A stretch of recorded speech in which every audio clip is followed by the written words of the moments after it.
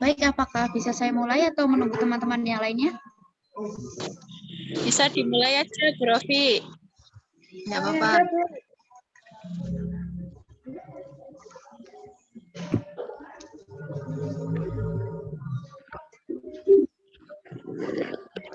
Baik, bismillahirrahmanirrahim. Assalamualaikum warahmatullahi wabarakatuh. Assalamualaikum warahmatullahi wabarakatuh. Sebelumnya perkenalkan, nama saya Rofiatul Harinaya. Saya tinggal di Gunung Putih, Gedangana di Ungaran. Kebetulan selain mengajar di paket C, saya juga mengajar di SMA Negeri 2 Ungaran. Nah, saya ingin mengulang kembali dari modul 3 mengenai yang pertama unit 1, menilai dan mengungkapkan keteladanan tokoh dalam teks biografi. Ini bisa kelihatan ya screen-nya ya, yang sudah saya share? Kelihatan. Oke. Masih iki ya? Ini masih layar. Masih belum dibuka ya, Bu ya? Ya, PPT-nya belum dibuka sepertinya. Ini sudah saya buka nih. Belum, Bu. Screen-nya salah di ini, apa namanya, pengaturan share screen-nya yang dimunculkan. Coba dicek ulang, Bu Rofi. Baik, sebentar ya.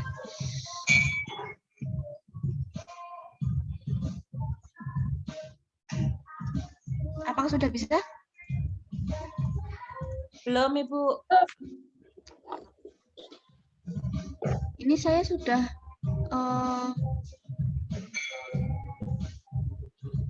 oh iya.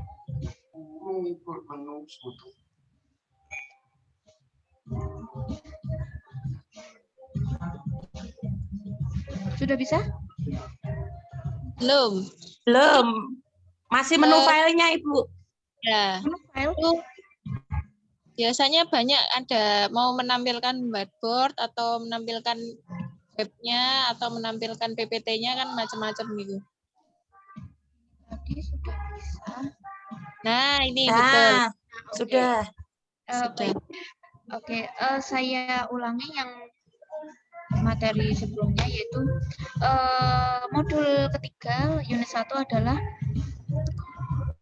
mengenai teks biografi. Nah, teks biografi ini merupakan teks yang berisi riwayat hidup seseorang yang dianggap tokoh dalam masyarakat itu mengenai tentang kelahirannya, pendidikannya, karirnya, keteladanan, keistimewaannya, permasalahan yang dihadapi sang tokoh dalam semasa perjalanan hidupnya, dan karya-karya beliau yang sudah dipublikasikan. Selanjutnya, ini saya mengikuti dengan contoh dari buku modul yang ketiga, biografi dari Jenderal Sudirman, bahwa beliau itu adalah memulai pendidikannya di Holland Inland School, terus namun ketika beliau pada pada tahun kelima, beliau itu berhenti dari sekolahnya dan kemudian melanjutkan sekolahnya di Yogyakarta di Sekolah Taman Siswa.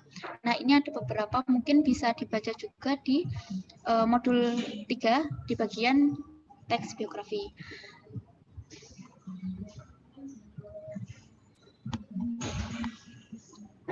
Nah, setelah itu menentukan keteladanan, keistimewaan, dan permasalahan. Nah, bagian teks biografi ini kita juga perlu menemukan sebuah keteladanan, keistimewaan dari tokoh biografi yang kita telusuri, yang kita sedang teliti, mengenai keistimewaan apa saja, ketertarikan dan permasalahan yang dimiliki oleh tokoh tersebut.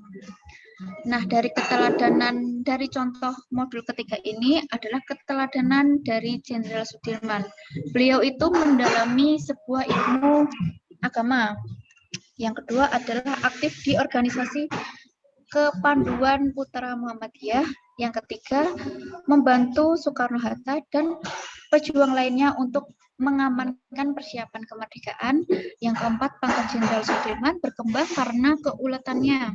Yang kelima adalah berperan secara langsung dalam perang Ambarawa dalam mempertahankan dan mengusir tentara sekutu yang diboncengi NIJA. Nah, ini beberapa keteladanan dari Jenderal Sudirman yang perlu entah kita mau menelusuri atau kita menganalisis sebuah teks biografi dari tokoh-tokoh yang sudah kita pilih sebelumnya.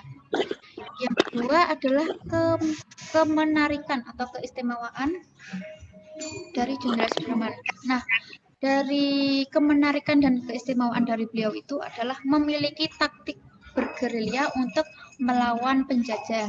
Yang kedua, berbakat dalam berbagai ilmu pelajaran. Selanjutnya adalah dikenal sebagai pemimpin yang pintar dan dalam sebuah bernegosiasi atau tawar-menawar. Selanjutnya, permasalahan yang dihadapi oleh Jenderal Sudirman adalah keberadaan sekolah tempat ia mengajar itu ditutup oleh pemerintah Jepang pada waktu itu. Yang kedua, perang menghadapi musuh Belanda, Jepang, dan tentara sekutu.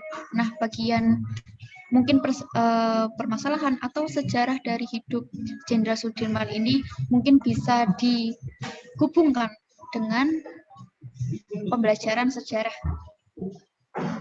Yang kedua adalah menilai keteladanan, keistimewaan, dan sebuah permasalahan.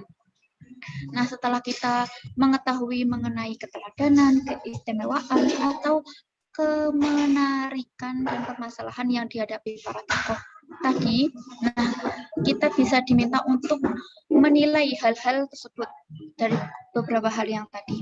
Nah, bagaimana cara kita menilai terhadap 3 hal yang tadi yang dimiliki oleh Jenderal Sudirman dalam teks biografi tersebut, yaitu bagaimana cara menilai keteladanan tokoh dalam teks biografi.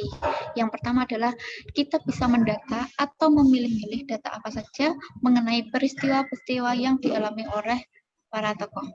Yang kedua adalah mendata bagaimana cara tokoh menghadapi kesulitan pada saat itu dan problematika permasalahan hidup beliau. Yang ketiga adalah mendata sikap-sikap konsisten tokoh dalam menghadapi kesulitan dan problematik dalam hidupnya. Selanjutnya adalah menyimpulkan keteladanan tokoh dalam menghadapi kesulitan dan problematika hidupnya. Nah, itu ada 4 data yang bisa kita simpulkan bagaimana cara kita menilai keteladanan tokoh dalam sebuah teks biografi.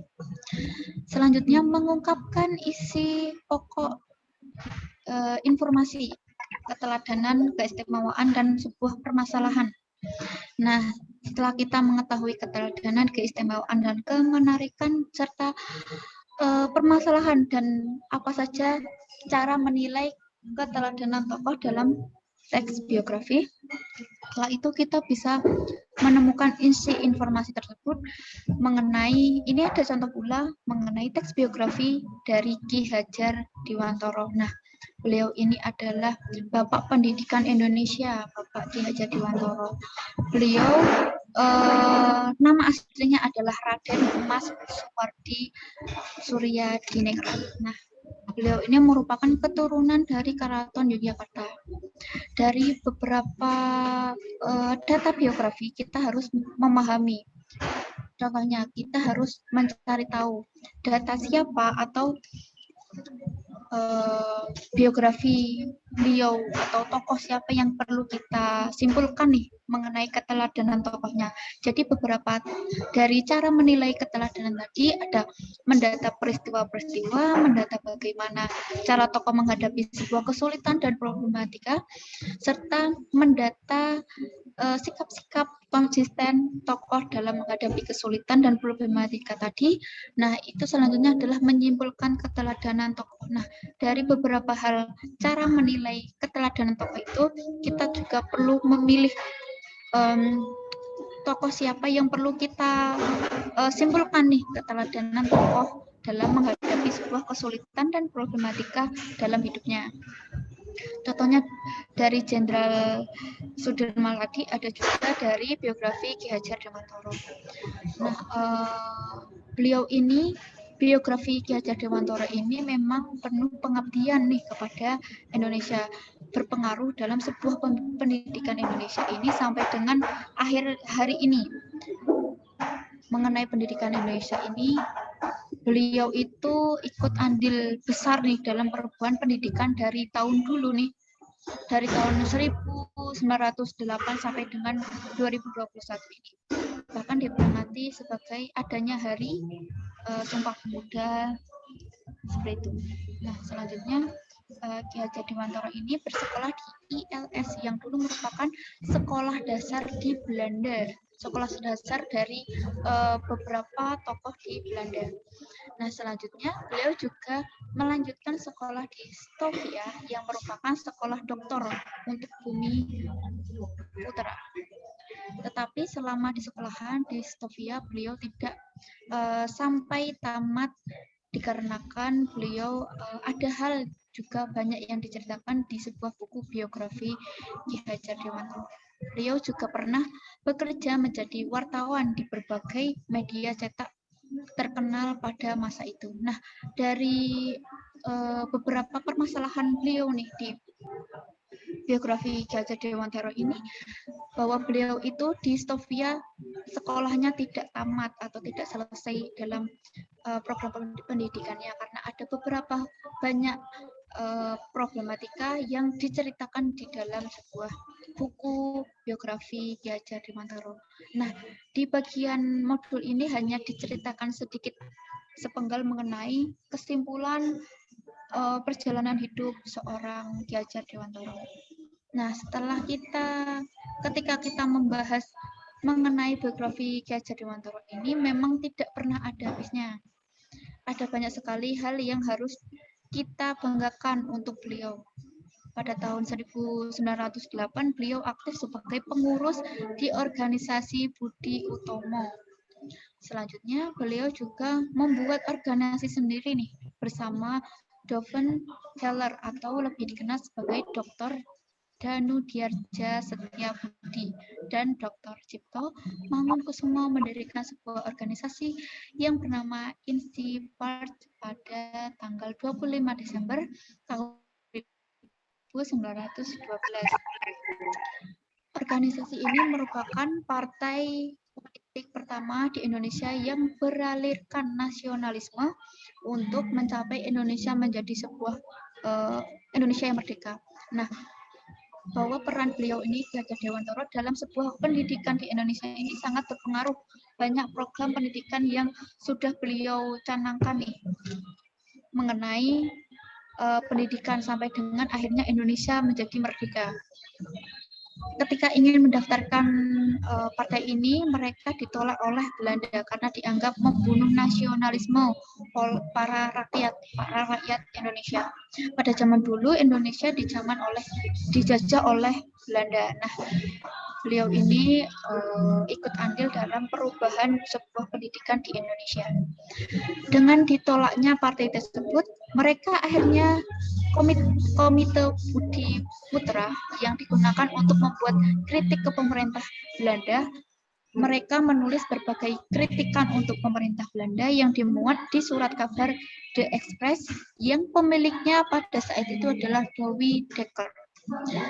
Dalam tulisan tersebut, mereka mengatakan bahwa tidak mungkin merayakan sebuah kemerdekaan di negara yang sudah kita rampas sendiri kemerdekaannya ini, karena tulisan itu yang dimuat di dalam surat kabar The Express, beliau dibuang ke Pulau Bangka sebagai hukuman pengasingannya oleh pemerintah Belanda.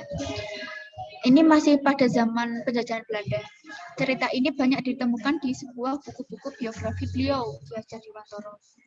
Setelah pulang dari pengasingan dan sempat melakukan perjalanan ke Belanda, beliau akhirnya mendirikan taman siswa.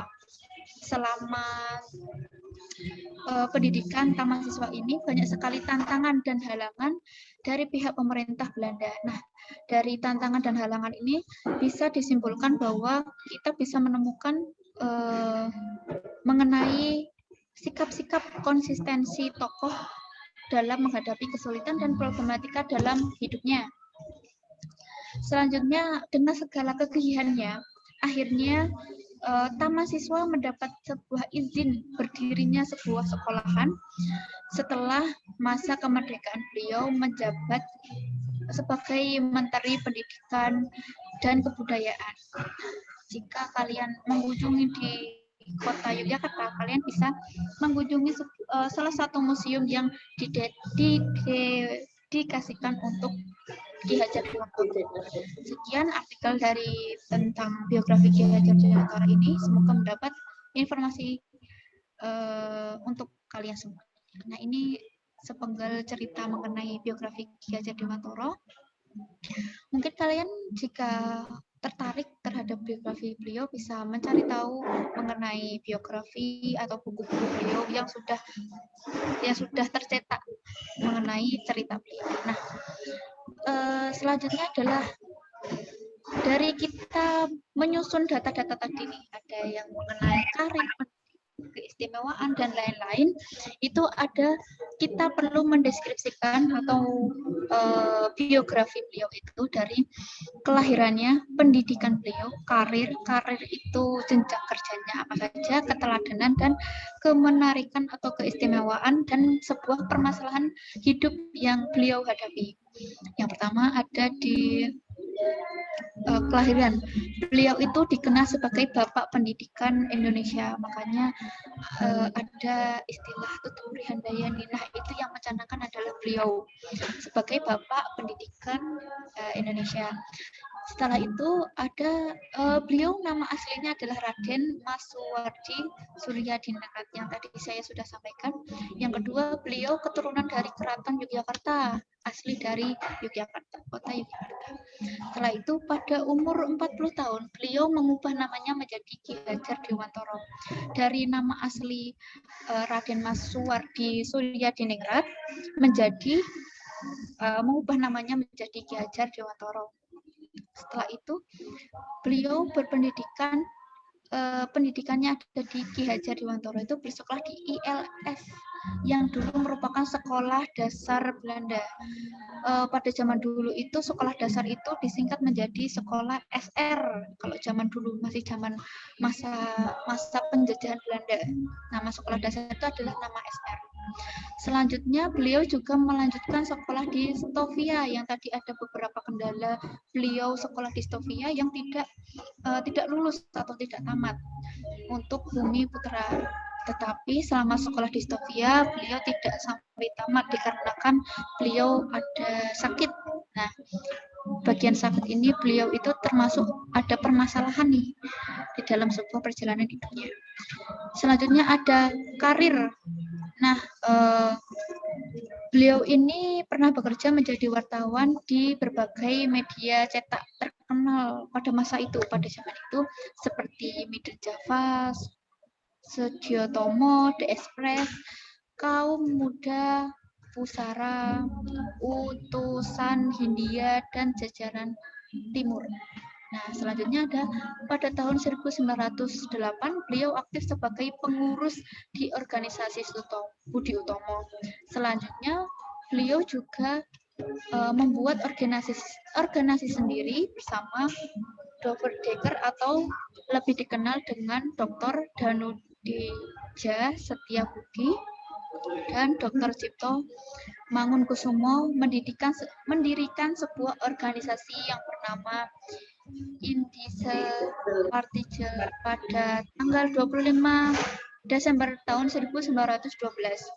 Setelah itu, setelah masa kemerdekaan semua penjajahan itu telah berhenti dan Indonesia mulai merdeka, beliau mendapatkan jabatan sebagai Menteri Pendidikan dan Kebudayaan pada masa itu. Nah, ini ada beberapa keteladanan dari Ki Hajar Dewantara bahwa beliau tidak memakai gelar nama kebangsawannya lagi dikarenakan beliau ingin lebih dekat dengan rakyat. secara fisik maupun hatinya. Yang kedua, biografi Ki Hajar Dewantara ini memang penuh pengabdian kepada Indonesia karena berpengaruh besar dalam sebuah pendidikan. Yang ketiga, sudah banyak sekali hal bermanfaat yang dilakukan oleh beliau. Sama halnya dengan pengaruh besar dalam pendidikan di Indonesia. Selanjutnya, kemenarikan atau keistimewaan dari Ki Hajar Dewantara itu adalah bisa menulis yang berisikan kritikan terhadap penjajah Belanda. Selanjutnya, permasalahan. Permasalahan ini pada di sekolah di Stovia itu tidak lulus karena sakit, tetapi tetap tidak patah semangat. Beliau masih berjuang untuk tetap semangat. Setelah itu yang kedua, karena tulisannya itu beliau dibuang ke Pulau Bangka sebagai hukuman pengasingannya oleh pemerintah Belanda. Nah, dari permasalahan ini bisa kita lihat bahwa kegigihan beliau dalam menghadapi sebuah masalah di dalam hidupnya. Selanjutnya, menyusun kembali teks biografi tokoh. Nah, pada pembelajaran yang sudah kita lanjutkan, kita mengungkapkan bahwa isi informasi teks biografi Ki Hajar Dewantara ini kita bisa, setelah itu kita dapat menyusun kembali sebuah teks biografi beliau ini yang berisikan mengenai tadi kelahiran, pendidikan, karir, keteladanan, keistimewaan, dan kemenarikan atau permasalahan yang dihadapi para tokoh. Nah, apa yang harus Anda lakukan dalam menyusun isi informasi teks biografi? Hal yang harus diperhatikan dalam menyusun kembali teks biografi adalah sebagai berikut. Yang pertama, membaca kembali teks biografi itu secara terperinci, dengan secara seksama, tersaji dengan cermat. Yang kedua, tentukan isi pokok informasi teks biografi tersebut berupa kita perlu mendata nih dari teks biografi yang sudah kita baca ini berkaitan mengenai yang tadi kelahiran, pendidikan, karir, keteladanan, keistimewaan, dan atau kemenarikan dan sebuah permasalahan apa saja yang sudah dihadapi para tokoh. Nah, setelah itu kita bisa menyusun kembali tuh dari teks-teks atau data-data yang sudah kita kumpulkan tadi, apa yang sudah kita catat nih. Nah, berdasarkan isi pokok informasi yang telah kita temukan dengan menggunakan bahasa sendiri, menggunakan bahasa masing-masing nih, dengan bahasa kita sendiri. Ini lanjutan dari modul ini adalah penugasan, tapi ini saya sambung antara unit 1 dan unit 2 karena mumpung ada waktu untuk Zoom. Nah, yang unit 2 ini adalah menganalisis dan menceritakan kembali nih dari isi teks biografi tokoh. Dari teks biografi yang sudah kita baca, lalu kita menyusunnya kembali dari melalui kelahiran, pendidikan, karir, keteladanan, kemenarikan atau keistimewaan, dan sebuah permasalahan tadi. Nah, kita simpulkan, kita susun, setelah itu kita analisis dan menceritakan kembali dari apa yang sudah kita analisis dari data-data biografi yang kita sudah susun tadi. Nah, dari penganalisis struktur teks biografi tokoh, ini ada beberapa yang perlu kita cermati, yaitu teks biografi yang kita baca tadi dimulai dengan orientasi. Orientasi itu adalah pendahuluan, pengenalan. Nah, itu adalah orientasi. Selanjutnya adalah urutan peristiwa kehidupan tokoh dari tahap 1, tahap 2, tahap 3, tahap 4, dan tahap seterusnya. Nah, dari ini ada contoh biografi dari Nelson Mandela, sang pemaaf peruntuh apartheid. Nah, ini biografinya ini tidak saya munculkan karena terlalu panjang. Mungkin bisa nanti teman-teman bisa cek kembali di modul 3. Ini saya hanya tampilkan sebuah analisisnya saja, yaitu dari orientasi atau pengenalan tadi, urutan peristiwa kehidupan tokoh, kemudian ditutup dengan reorientasi atau penutupan ya, sebuah kesimpulan. Nah, bagian reorientasi ini bersifat opsional atau artinya itu tidak ada boleh ada atau boleh tidak ada. Nah, dari reorientasi ini bagian akhir ya, bagian akhir atau sebuah penutup itu bisa diberikan sebuah kesimpulan atau tidak, juga tidak apa-apa.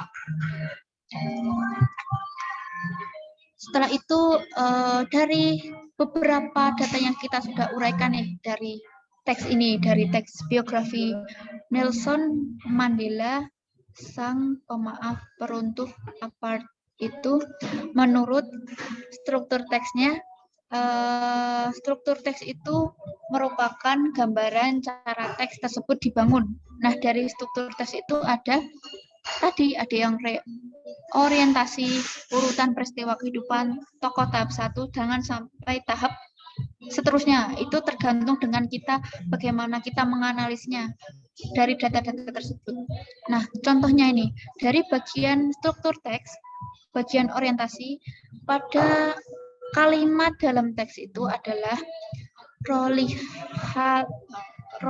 Laha Mandela lahir pada 18 Juli 1918 di Umtata, Afrika Selatan.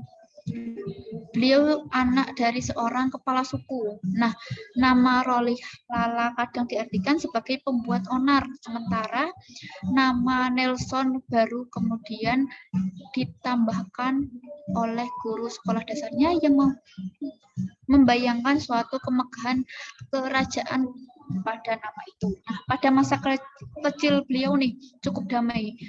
Beliau itu banyak menghabiskan waktu mengembala atau melakukan kesibukan pedesaan yang lainnya. Ketika ayah beliau meninggal, beliau diurus oleh seorang sanak keluarganya yang menjadi seorang bupati. Wanita yang pernah mendampingi hidupnya ada beberapa orang, yaitu Evelyn Mais, Nasikazi Namzoma, atau Winnie Mandela, dan Graca. Nah, itu adalah orientasi. Orientasi itu adalah kalau di sebuah sekolah itu adalah masa pengenalan. Nah, bagian struktur teks ini, bagian orientasi, terdapat kalimat dalam teks itu adalah masa pengenalan. Jadi di dalam biografi Nelson Mandela ini menjelaskan bahwa beliau itu lahir di sini pada tahun ini, di negara ini, dan hanya menjelaskan kurang lebih beliau selama hidupnya. Itu ada keterangan mengenai kalimat dalam teksnya. Selanjutnya urutan peristiwa kehidupan tokoh pada tahap 1. Jadi ini ada tahap 2, tahap 3. Jadi ada bagian-bagian yang membedakannya.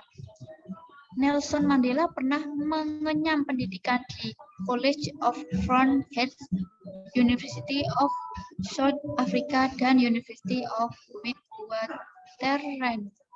Nah, keterlibatannya dalam sebuah politik itu dimulai saat beliau itu keluar dari sekolah College of Fort Hare. Nah, beliau memulai melibatkan diri dalam aksi protes mahasiswa menentang tantangan politik yang menempatkan orang kulit putih lebih tinggi dari orang kulit hitam. Itu dalam permasalahan sebuah fisik ya.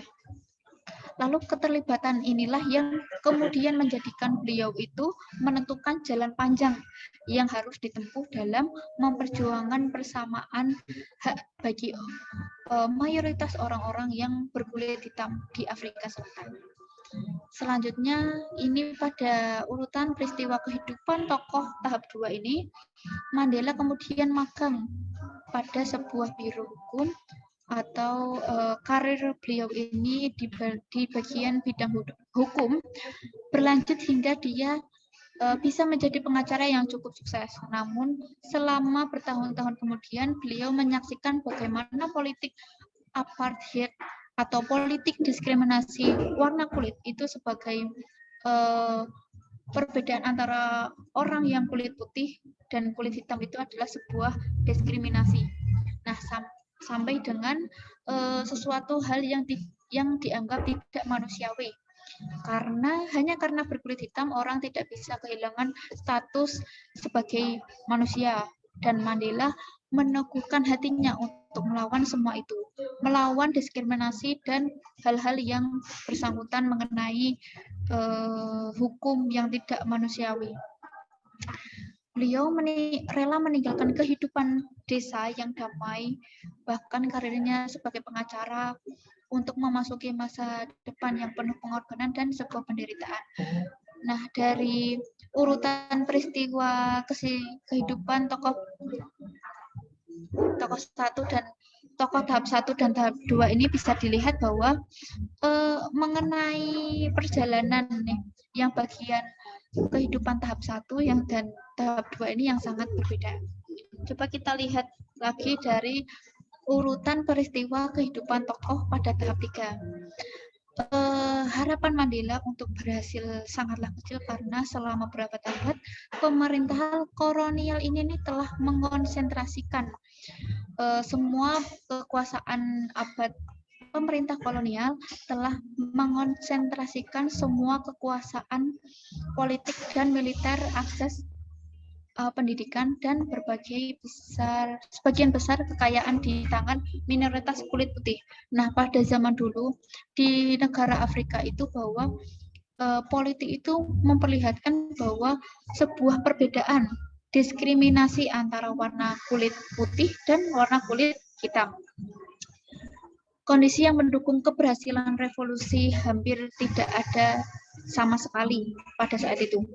Rakyat juga banyak yang telah dijinakkan dalam kepatuhan. Contohnya, wilayah geografis yang sangat luas merintangi komunikasi dan mobilitas, sementara perang antar ras bukan suatu pilihan yang realistis, bahkan bisa menghebohkan kejadian pada saat itu. Ini adalah urutan peristiwa kehidupan tokoh pada tahap 3. Ada pula urutan peristiwa kehidupan tokoh pada tahap 4. Dalam situasi semacam itu nih, nah, beliau ini memilih jalan tanpa kekerasan sebagai strategi. Beliau juga bergabung dengan Liga Kaum Muda, Organisasi Pemuda Kongres Nasional Afrika atau ANC pada tahun 1944. Selanjutnya, beliau mengambil bagian dalam program perlawanan pasif untuk menentang nih aturan agar orang kulit hitam ini membawa pas jalan dan membuat mereka tetap dalam posisi budak terus-menerus. Selanjutnya, pada urutan peristiwa kehidupan tokoh tahap 5, pemerintah kemudian menggelar peradilan besar-besaran terhadap para pengkhianat. Mandela termasuk di antaranya. Namun pada tahun 1961,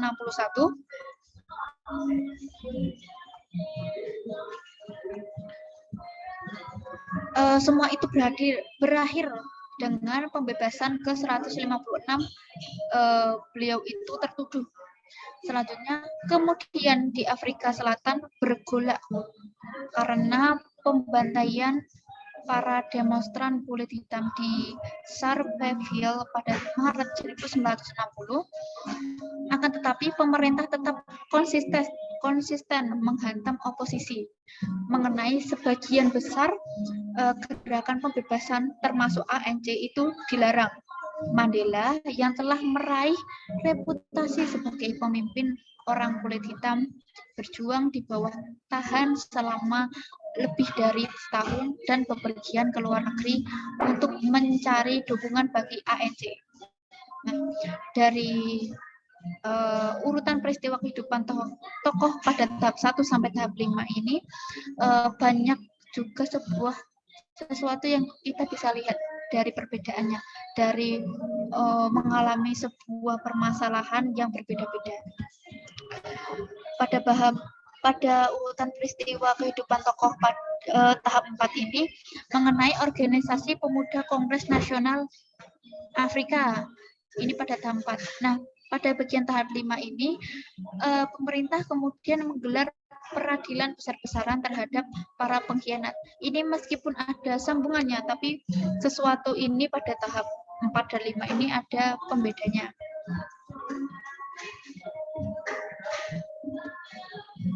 Nah, saya lanjutkan mengenai mengenai menganalisis isi kebahasaan dalam teks biografi.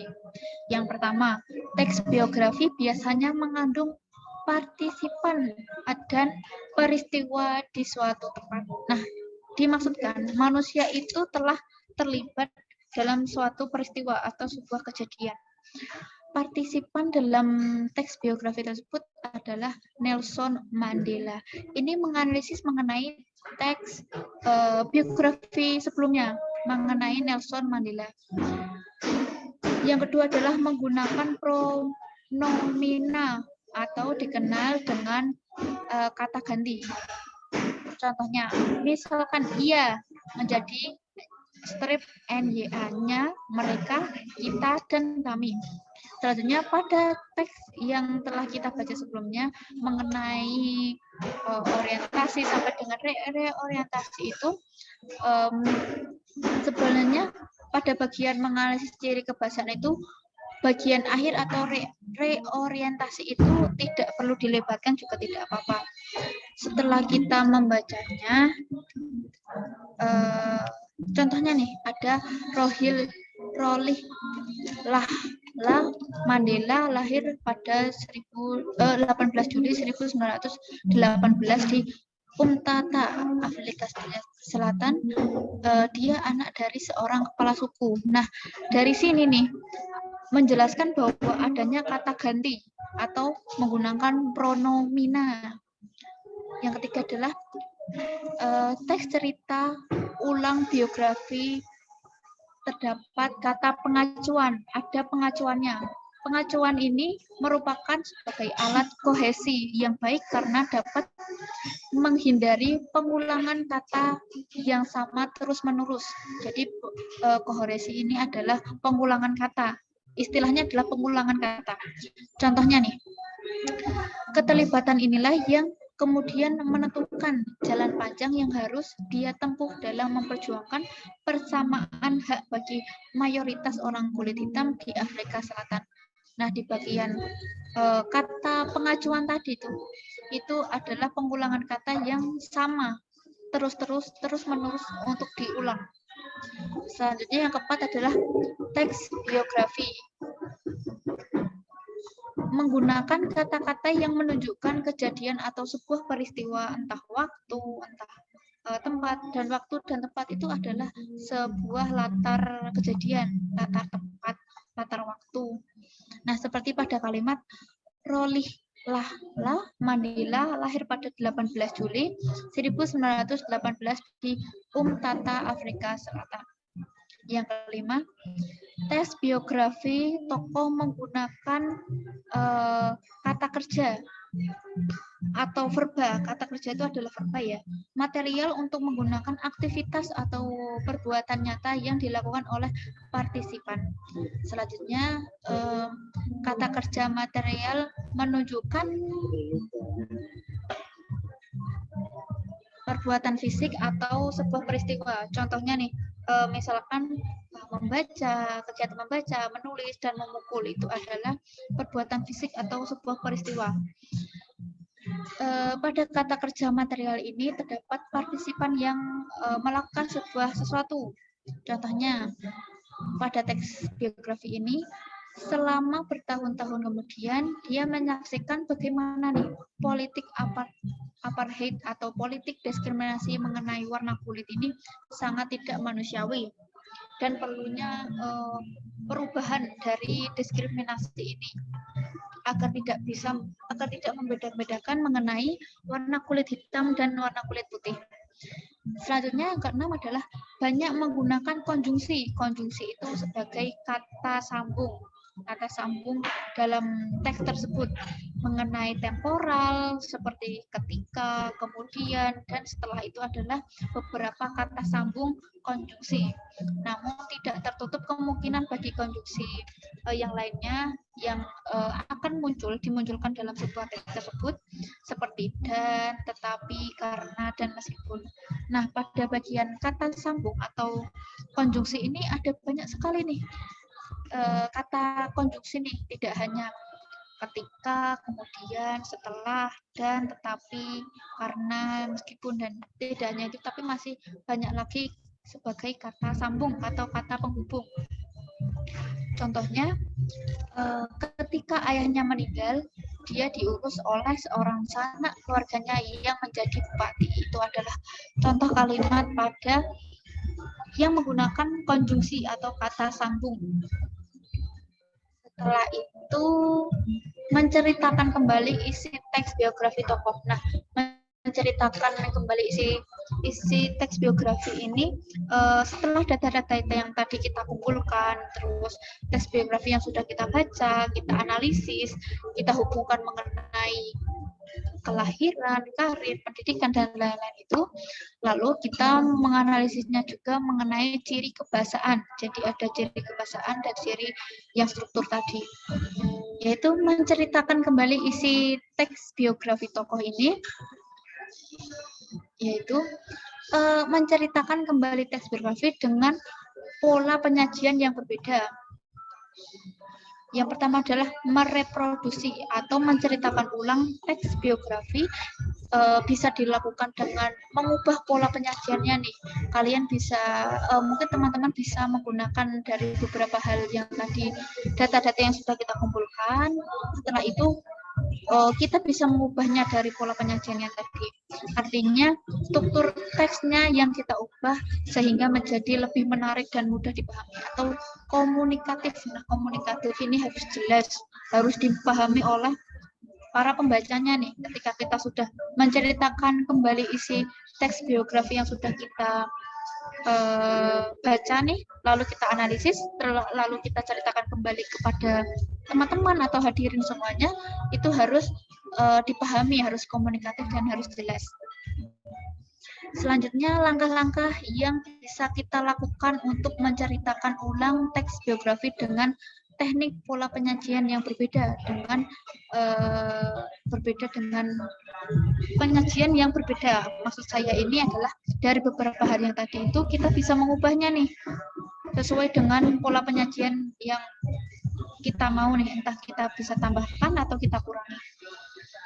Yang pertama adalah menentukan bagian-bagian struktur teksnya. Nah, bagian struktur teksnya ini pada slide yang satunya.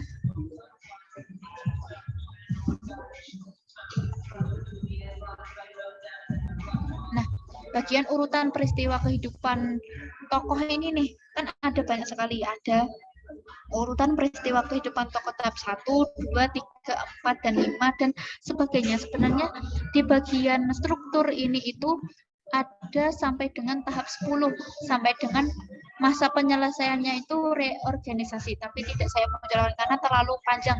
Kurang lebih di bagian ini itu kita bisa membedakannya, bagian ini sampai ini sampai ini, gitu. Selanjutnya adalah mendata peristiwa-peristiwa penting dalam sebuah teks. Nah, peristiwa-peristiwa penting ini kita bisa catat nih, kita bisa data. Setelah kita data ini, kita bisa menganalisisnya menggunakan ciri kebahasaan nih. Mungkin kita bisa memasukkannya di sebuah cerita ulang biografi atau dalam penggunaan konjungsi, kata sambung, mengenai kata kerja, menggunakan verba. Yang ketiga adalah mengubah pola penyajian atau urutan struktur teks biografi. Pada bagian urutan struktur ini bisa diubah nih. Oh, ini bagian awal sesuai dengan teks biografinya, itu tidak apa-apa. Jadi tidak perlu selalu mengurutkan sesuai dengan teks biografi yang sudah kita baca. Yang keempat adalah menyusun kerangka teks biografi. Nah, dalam kerangka ini ada urutannya, ada apa saja yang perlu kita persiapkan. Yang kelima, mengembangkan teks biografi. Nah, meskipun kita itu hanya membaca sebuah teks biografi, kita menganalisisnya, tapi dari kita menganalisis ini tetap kembali kita perlu mengembangkan dari sebuah teks biografi yang sudah kita baca. Yang keenam, mengedit teks yang telah selesai ditulis. Nah, setelah teks itu kita tulis, lalu kita edit nih. Nah, setelah itu kita bisa menceritakan isi teks biografi tersebut sesuai dengan apa yang sudah kita analisis, apa data-data yang sudah kita kumpulkan. Yang kedua adalah menceritakan kembali teks biografi dengan bahasa yang berbeda. Untuk menceritakan kembali isi teks biografi dengan bahasa yang berbeda ini, kalian bisa meninjau ulang pada bagian mengidentifikasi pokok-pokok informasi pada teks biografi. Selanjutnya, gabungkanlah pokok-pokok informasi tersebut dengan menggunakan sebuah konjungsi. Konjungsi tadi adalah kata sambung atau kata penghubung yang benar dalam sebuah narasi. Nah, ini ada contohnya juga, ada mengenai teks asli dan penceritaan dengan bahasa yang berbeda. Yang dimaksudkan dari penceritaan dengan bahasa yang berbeda ini menggunakan bahasa kita sendiri, sesuatu data yang dari teks asli itu kita tulis, kita data, lalu kita ubah nih, kita analisis mengenai ciri kebahasaannya dan lain-lain itu dengan bahasa kita sendiri. Contohnya, teks asli ini adalah B.J. Habibie adalah salah satu tokoh panutan dan menjadi kebanggaan bagi banyak orang di Indonesia. Beliau adalah Presiden ketiga Republik Indonesia. Nama dan gelar lengkapnya adalah Profesor Dr. H.C. Ing. Dr. Mulk Baharudin Yusuf Habibie. Nah, dari sini nih, di bagian penceritaan dengan bahasa kita masing-masing, itu hanya dituliskan sebagai B.J. Habibie adalah Presiden ketiga Republik Indonesia yang dikenal sebagai teknokrat kebangsaan orang Indonesia. Nah, pada penceritaan kita dengan bahasa kita sendiri nih, dari teks asli itu sangat berbeda. Di bagian teks asli itu mengenai gelar dan beliau sebagai panutan itu tidak ditulis di dalam penceritaan kita masing-masing.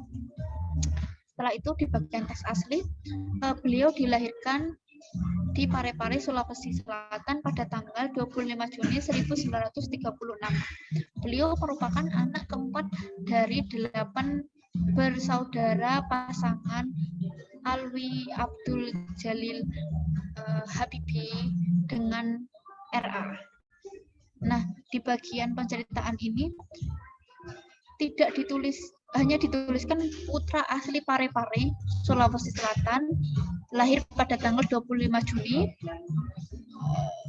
1936 dari pasangan Alwi Abdul Jalil Habibie dan RA. Itu mengenai keterangan kelahiran itu perlu ditulis karena mengenai orientasi tadi, mengenai kelahiran, nama, dan lain-lain, karir itu tetap ditulis di dalam sebuah penceritaan teks kita nih, sebelum kita menceritakan ulang ke atau menceritakan kembali isi teks biografi tersebut. Setelah itu Habibie menikah dengan Hasri Ainun Habibie pada tanggal 12 Mei 1962 dan dikaruniai 2 orang putra, yaitu Ilham Akbar dan Harel Kemal. Nah, dari teks asli ini apakah ada nih di dalam penceritaan atau teks kita sebelum kita ceritakan nih, Presiden Kebanggaan Indonesia ini memiliki gelar. Nah, setelah penceritaan dengan bahasa kita sendiri ini, gelar dituliskan di bagian akhir pada teks aslinya. Jadi di bagian gelar, di bagian teks asli ini dituliskan di penceritaan dengan bahasa kita sendiri masing-masing itu di bagian akhir. Jadi tidak melulu harus berurutan sesuai dengan teks aslinya ya. Tapi kita bisa mengubah mengenai pola penyajian dari urutan struktur teks biografi itu mengenai unit 1 dan unit 2 mengenai teks biografi. Apakah ada yang ingin ditanyakan sebelumnya? Apakah ada yang ingin ditanyakan? Tidak, Bu. Gimana? Tidak. Tidak, Ibu. Ya.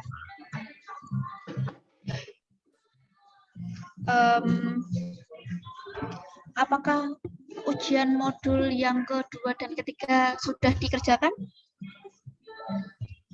Lupa. Sudah. Ini saya akan ini hanya 4 orang saja yang masuk di Zoom ini. Ini apakah semuanya dari Ungaran atau ada juga dari Tengaran? Tengaran, Bu. Tengaran, Dari Bu. Tengaran ya, oke. Mohon maaf tadi saya sempat terlambat karena harus login dulu di WiFi. Terus mengenai ini nanti di bagian minggu depan akan saya sampaikan materi sedikit dan juga ada tugas nih bagian teks biografi. Dimohon untuk tugas-tugas yang lainnya tolong dikerjakan ya.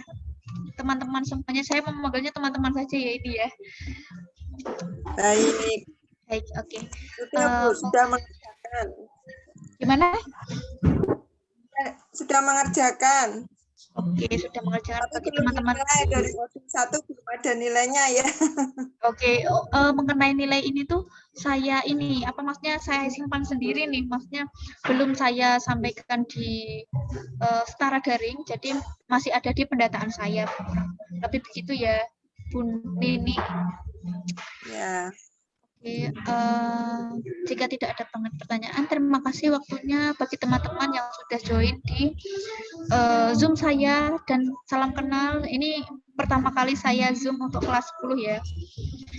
Mungkin di lain waktu akan saya adakan Zoom lagi. Terima kasih. Apakah bisa langsung saya tutup nih?